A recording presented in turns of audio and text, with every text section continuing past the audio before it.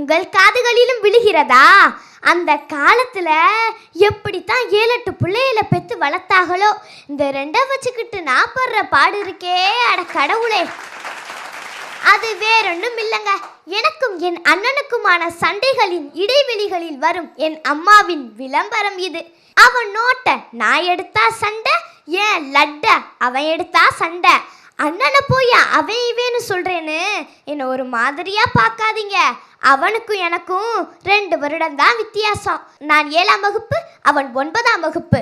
நான் மணி என்றே கூப்பிடுவேன். ஒரு நாள் முந்தி பிறந்தால் கூட அண்ணன் அண்ணன் தான் என்பதெல்லாம் இந்த 2K கிட்ஸ் கிட்ட எடுபடாது. 5 வருடங்கள் முன்ன பின்ன இருந்தாலும் பெயர் சொல்லி கூப்பிடுவது தானேங்க இப்ப ட்ரெண்டு. உங்கள் வீடுகளிலும் அப்படித்தானே? எங்க சண்டைகளின் போது பல சமயம் தட்டுமுட்டு சாமான்கள் பறக்கும், சில சமயம் நானே பறப்பேன். லட்டு சாப்பிட்டு சாப்பிட்டு ஜோட்டா பீமுக்கு பலம் வரும்ல, அதுபோல மணிக்கும் பலம் வந்துவிடும். அட எங்க வீட்டை விடுங்க, பள்ளி பருவத்தில் உள்ள அண்ணன் தங்கை இருக்கும் வீடுகளுக்கு சரியாக 7:30 மணிக்கு போய் பாருங்கள். 7 and half country சாட்டம்தான். என்ன புரியலையா? 7.5 நாட்டு சனிதான். அம்மா என் பேனாவை அவன் எடுத்துட்டான். நான் அம்மா அடுத்து நான் குளிக்க போனோம், அவள் வெளியவே வரமாட்டேங்கிறா. பேக்கை மிதிச்சுட்டு போது பாரு, மாடு மாடு. ஒன்றை மிதிக்கல அப்புறம் என்ன? இது மாதிரி எத்தனை எத்தனை சண்டைகள்.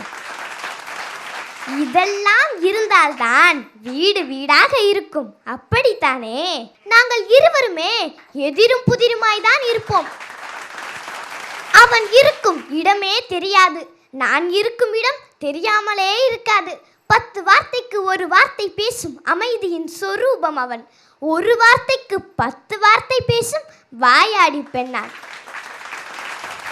உடனே அவனை நல்ல பையனு அக்மார்க் முத்திர குத்திடாதீங்க. இந்த காலத்துல படபடன்னு பேசுறவங்கள கூட நம்பலாம், ஆனா அப்படி அமைதியா இருக்கிறவங்கள நம்பவே முடியாது. அவனை யாராவது பாராட்டினால் நான் பெருமிதம் அடைவேன். என்னை யாராவது பாராட்டினால் சும்மாவே இதை பிடிக்க முடியாது, இனிமேல் அலப்புற தாங்கவே முடியாது என மைண்ட் வாய்ஸ் என நினைத்து சத்தமாக சொல்லிவிடுவான் தெரியுமா? நான் எடுத்து வைத்த அடிகளில் அவனது தடம் இருக்கும். அவன் தடமிட்ட பாதையில் நான் வெற்றி என்னும் உச்சியை தொட்டுள்ளேன். என் பழக்க வழக்கங்களில் அவன் பாவனை ஒட்டியிருக்கும். அவன் வயிற்றிலோ என் தின்பண்டங்கள் அதிகமாய் உள்ளே போயிருக்கும். ஒரு கொடியில் பூத்த 2 மலரில் ஒன்றான என் அண்ணனிடம் என் அம்மாவின் அன்பும் கிடைக்கும், என் அப்பாவின் பாதுகாப்பும் கிடைக்கும், என் தோழியின் ஆலோசனையும் கிடைக்கும்.